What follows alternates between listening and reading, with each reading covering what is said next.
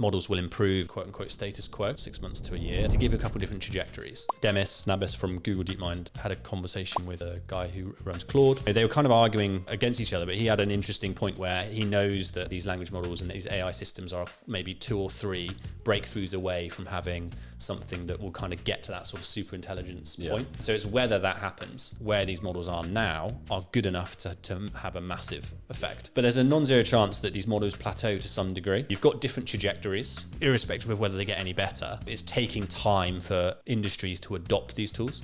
So the biggest analogy I can think of is we're kind of early iPhone. Everyone knows the iPhone is really cool. Apps are really cool, but it took years for Uber to become a thing, to really get out and everyone to adopt it. And there was quite a few different hurdles people had to get through, payments to be able to trust it on the iPhone and so on.